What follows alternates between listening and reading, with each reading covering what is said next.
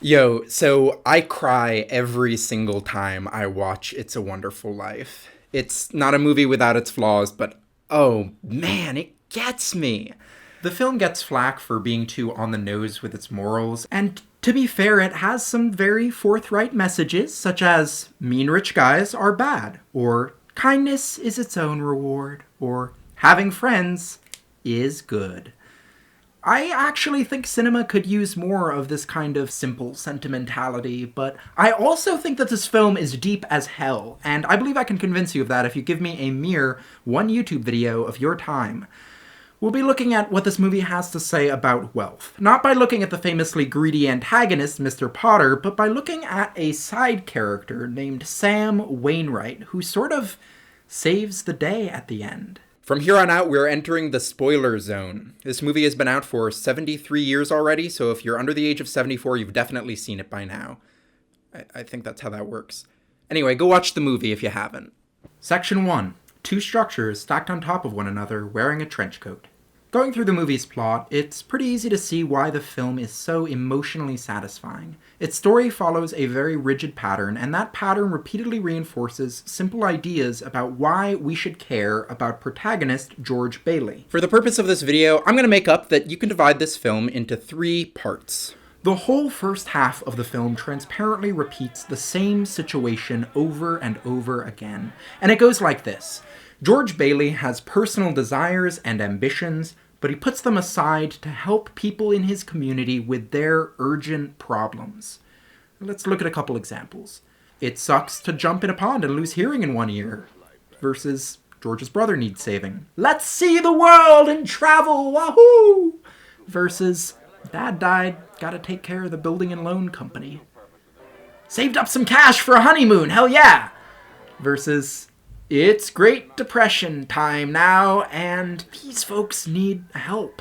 You get the idea if you've seen the movie. These choices are how we learn about George's entire life and everything that happens in it, really. Our boy always cares for others, even as the avaricious antagonist Mr. Potter is constantly trying to donk up George's life, and Blambo is building a loan company because this man loves cash, cash, cash. So, a combination of villain banker and just like a random misfortune eventually leave George $8,000 in debt, hounded by cops, and drive the poor man to the brink of suicide. End part 1 of the movie. George is rescued by his guardian angel, who then shows George what the world would be like if he'd never even ever existed. You've got your wish. You've never been bored.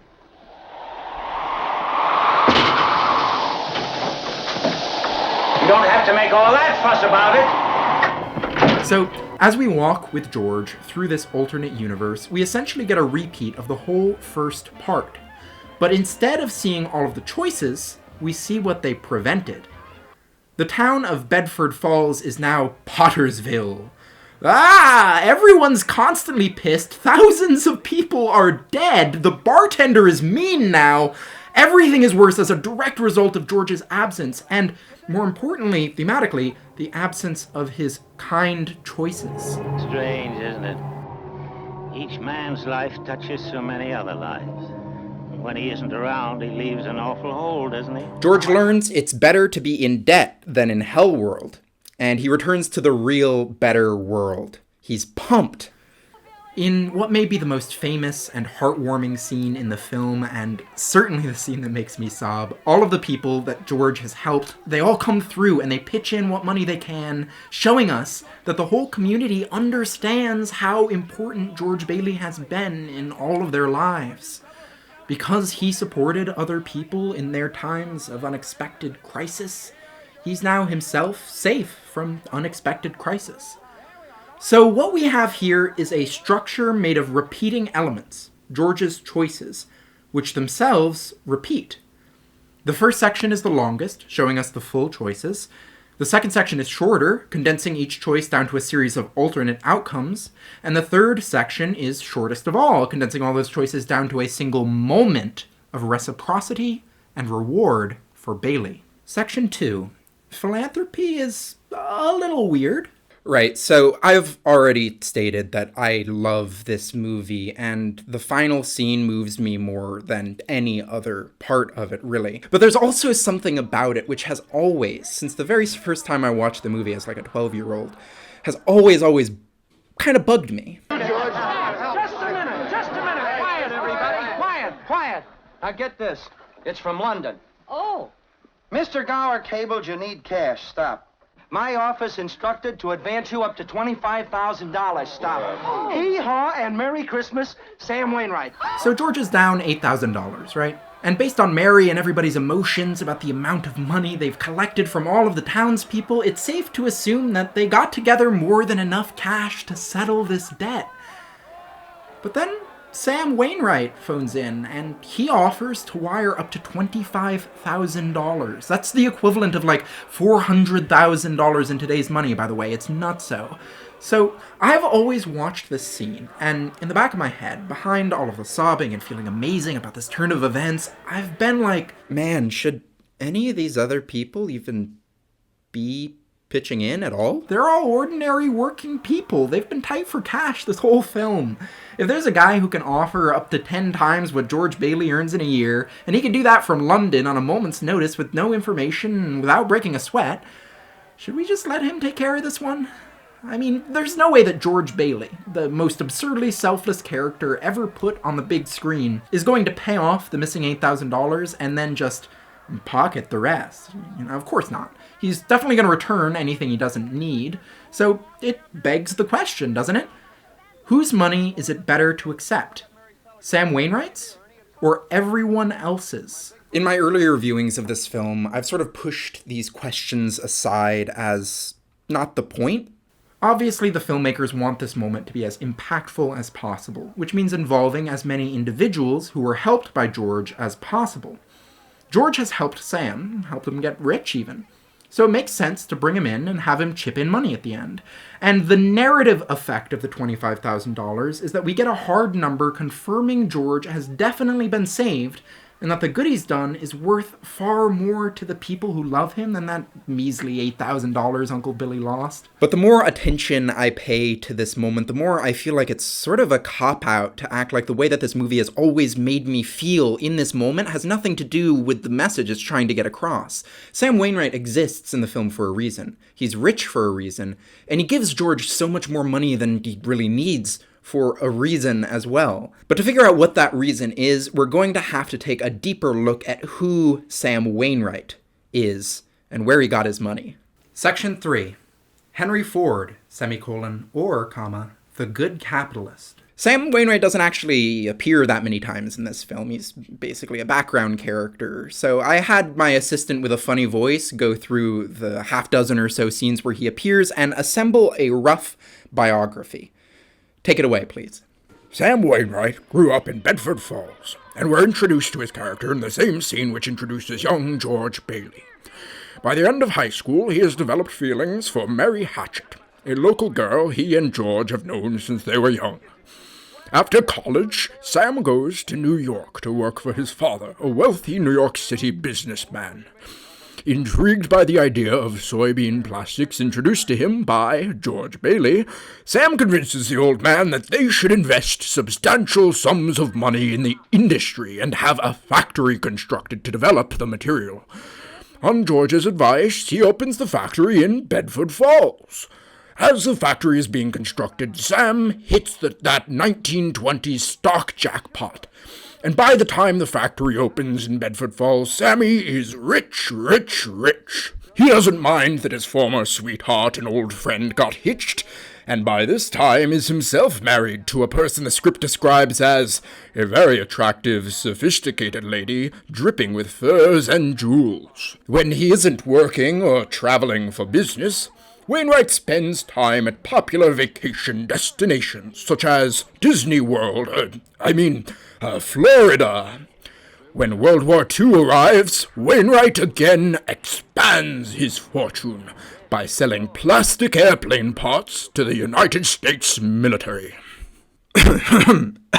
Right, so we don't have a ton of information about the specifics of how Sam Wainwright got so rich, but we've been given a surprisingly complete narrative of his life, even relative to more regularly recurring characters.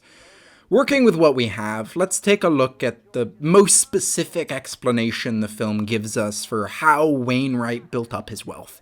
And boy howdy, is it specific. Soybean plastics.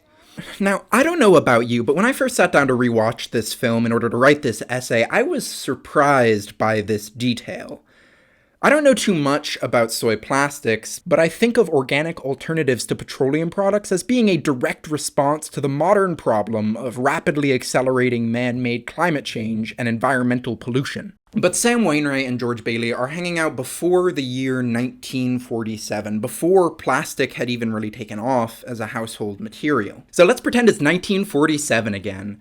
The time for the present has passed, and what rough beast, its hour come round at last, slouches toward the YouTube video to be born.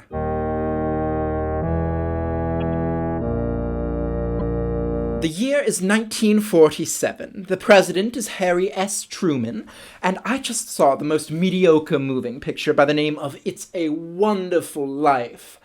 In it, there's this one character by the name of Sam Wainwright, who makes a fortune selling soybean plastics. So, naturally, when I saw that, I turned to my husband and I said, "Well, dear, is this supposed to be Henry Ford, then?"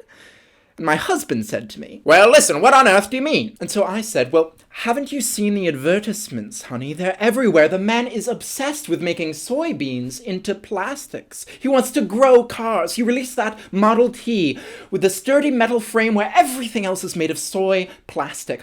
Oh, and that publicity stunt, you must have seen that in the papers, right? Where he took his axe and he hit the car with the axe just to show everyone how sturdy the material is." My husband is always forgetting things like this. He reads the paper every day, but I don't know what good it does him. In any case, I was completely correct, of course. Just like Ford, this Wainwright character brings all sorts of wonderful jobs to the town with his factory. And, just like Ford, he does business with our wonderful military in order to make sure they can build all of the machinery they need. He even goes on vacation to Florida, just like Ford has, since 1917 when he bought that property down there next to Edison's during the Great Land Boom. Oh, terrible what happened there once that boom went bust in 25. All those greedy real estate men, inflating prices like that, selling sunshine fantasies, all built on nothing, of course. So much desolation. So much poverty. Just like that villain in the film, Mr. Potter, the greedy capitalist only cares about himself and his money. Nothing like Henry Ford, of course, with all that charity work Ford does. Oh my God, the Ford Foundation. Generosity, pure and simple. Oh, and they capture it so well at the end of the film, let me tell you. You don't mind spoilers, do you? At the end of the movie, yes, the big hero, George Bailey, he's in a bind, and he needs $8,000. I know. And then out of nowhere, Sam Wainwright sends in a telegram, and it says, "George, stop. You're my friend, stop. I know you'll use the money well, stop. I'm sending over $25,000. Stop." Just like that. God, the world can be so mad at times. Especially when you hear about such awful things like what happened to all of those poor people in Germany. Knowing that there are kind men, powerful men like Henry Ford or the Sam Wainwright character, right? Knowing they're out there and doing good and can put things right just like that with a snap of their fingers. It helps me to sleep at night. If you're still not convinced that there is a close and intentional connection between Sam Wainwright and Henry Ford, I will make one more point. Henry Ford was a car maker, right? Well, Wainwright is an Old English surname meaning cart maker. So the film connects Wainwright's character to the positive legacy of Henry Ford, and in doing so allows us to imagine further context to Wainwright's story that might position him as the film's good capitalist, in contrast to Mr. Potter's bad capitalist. Ford is one of the iconic faces of productivity-enhancing capitalist innovation as a result of his popularizing the assembly line. He's in some ways the living archetype of the good boss. He shortened the work week and raised pay to an unheard of $5 per day so as to build a workforce loyal to his company and wealthy enough to afford his cars. And his philanthropic organization, the Ford Foundation, is still active today. But the film has already shown us that Sam Wainwright is an investor in innovation, a job creator, and a philanthropist. So what does the connection to Henry Ford add to our understanding of who Sam Wainwright is? Well, while Henry Ford ostensibly wanted his employees to have enough pay and leisure time, he was against their having any meaningful control over their workplace in the terms of their employment, and in the 30s he slashed wages and laid off workers en masse. He was viciously anti-union, holding out against the protests of his workers long after the rest of the American auto industry had unionized. To keep workers in line, Ford hired this guy Harry Bennett, an ex-Navy former boxer, to not negotiate with unions. Bennett did cool stuff like shoot at protesters during the Ford Hunger March and had union organizers who were posing for a photo brutally beaten. And Ford was a tremendous anti-Semite whose writings were a beloved propaganda tool for Nazis. He required dealerships to include these writings, like the International Jew, with every new Ford sale. Hitler himself had a framed picture of Henry Ford over his desk and was apparently a huge fan.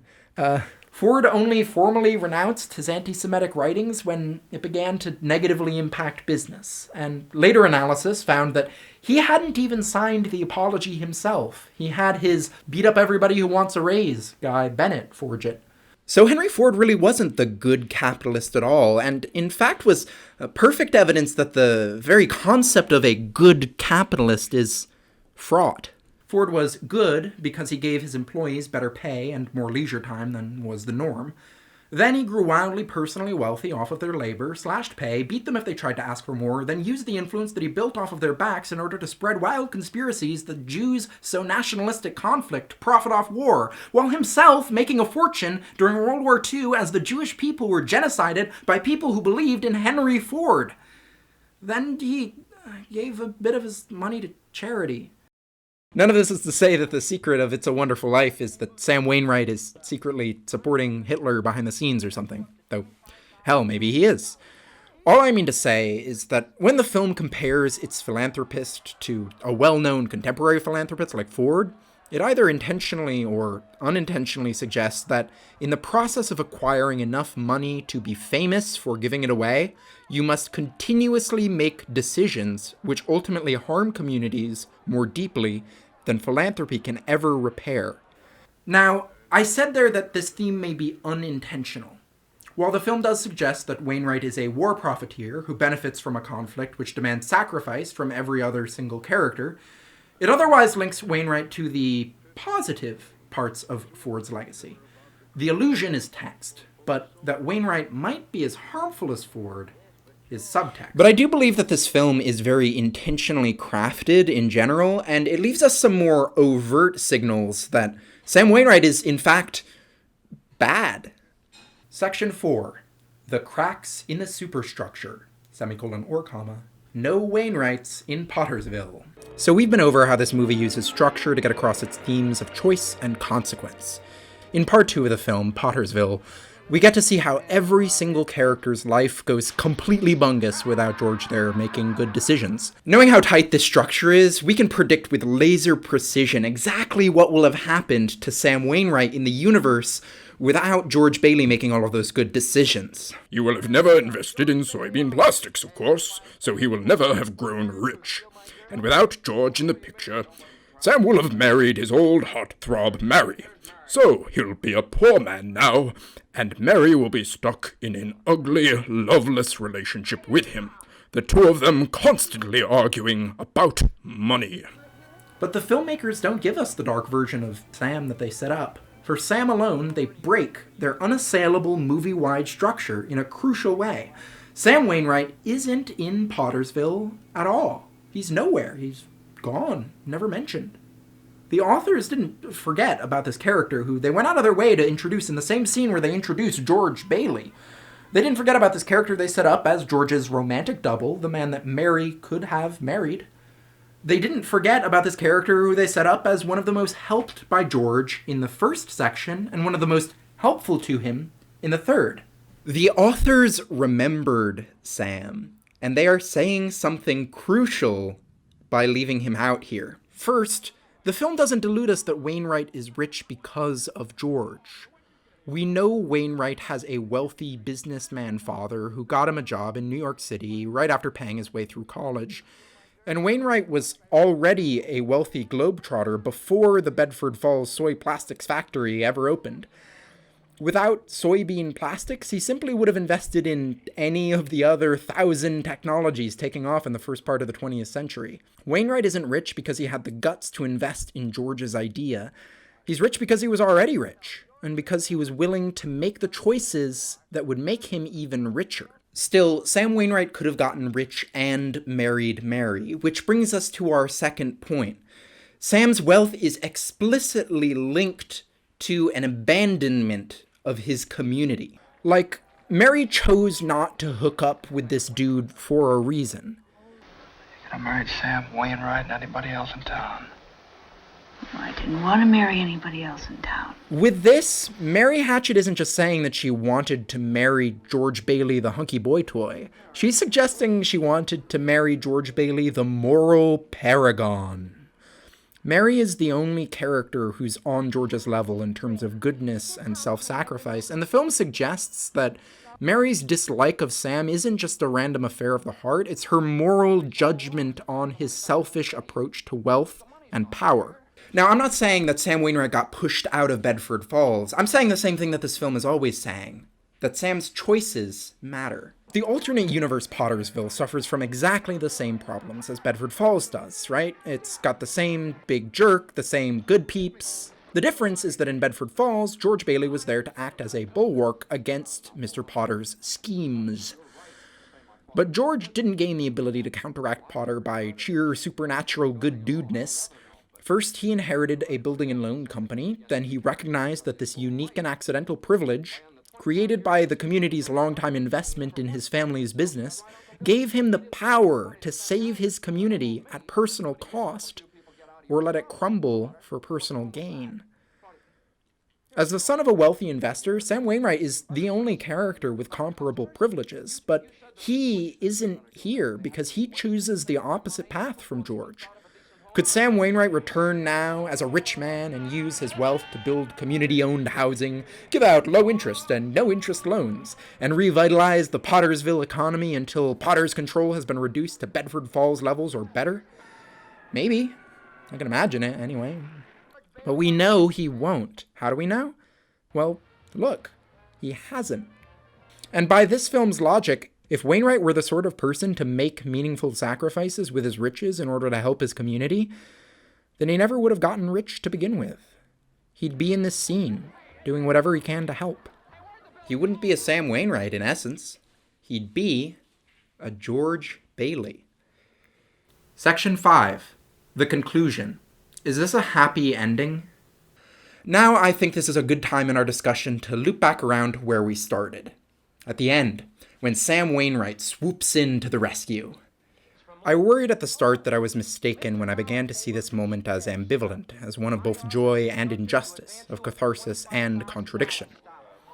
But when we see how Wainwright is based off of a real-life philanthropist, whose production innovations would bring on the modern economy of assembly lines in the global south, fueling a noxious consumer economy in the global north, whose anti-union efforts would bring on record inequality and working-class instability, whose anti-Semitism would help fuel the German fascism he would then profit off of fighting, when our philanthropic savior is tied by the film to all of that, we understand that his gift is supposed to feel weird.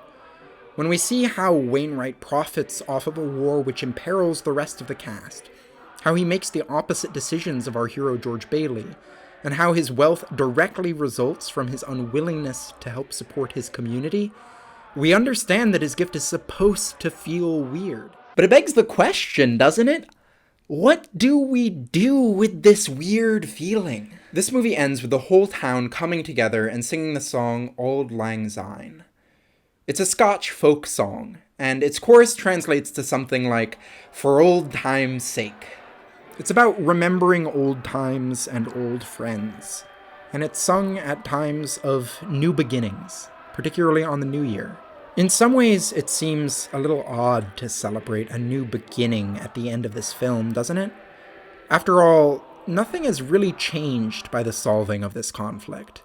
George has been coming against obstacles his whole life because the driving incentive of his economy is profit, and it's impossible for a slow-growth building and loan company concerned with community well-being to compete with an unprincipled slumlord concerned only with power. In the whole vast configuration of things, I'd say you were nothing but a scurvy little spider. In a sense, the end of this film could be seen as terribly pessimistic.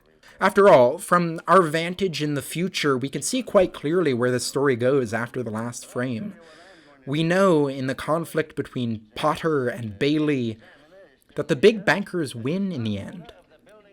Bedford Falls, in that sense, is gone. Perhaps was already gone by 1946, and we are looking back on it from Potter's Field, for old time's sake. But the film is well aware of how it's ending. At the time it was made, the Hays Code required wrongdoers in films be punished or learn their lesson by the end. But the filmmakers don't want to leave us with Mr. Potter learning the error of his ways, because the point is not Mr. Potter.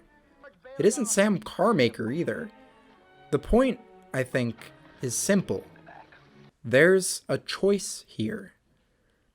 Sometimes this town faces struggles like this one. Good people confront difficulties they never expected. So when hard times come, who do we trust with the power to overcome them? Sam Wainwright, wherever he is? Or all of these people right here? And while we're asking, why are these two things separate? The person whose idea was to invest in soy plastics is here in this room. The people who work in the factory to make the soy plastics are here in this room. So why is the money coming in via telegraph from London anyway? Auld Lang Syne is about new beginnings, and that's exactly what this is. A whole community of people coming together and realizing that they have one another. And that is enough to take on any problem life could throw their way. There are no 70 years after It's a Wonderful Life ends, you know? That's the beautiful thing about art. It is still the moment this film ends, and we are in a moment of joy, triumph, support, love, and of decision. It's a Wonderful Life shows us that the world we live in, good or bad, is made out of innumerable little choices. And it leaves us asking, what will we choose next? At time of recording, it's the 14th of December, 2019. We're coming up on a new year ourselves, you know? A new decade. I find looking back on this old film somehow leaves me looking ahead again.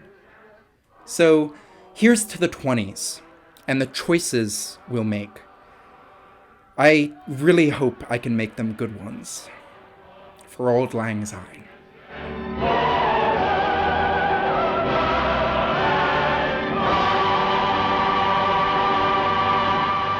Thank you very much for watching this video. I really appreciate it. I am, as far as being a YouTuber goes, I am hot off the presses, brand new guy, that's me. I would find it immensely encouraging if you wanted to like this video or subscribe to the channel, share the video with people that you think might enjoy it, and or leave a comment expressing your contrarian take about how Mr. Potter is the real hero of this film, or telling a story about a time that your friends really supported you in a time you needed them, or simply to say, Happy New Year, you miserable old building and loan. That's all from me. Take care.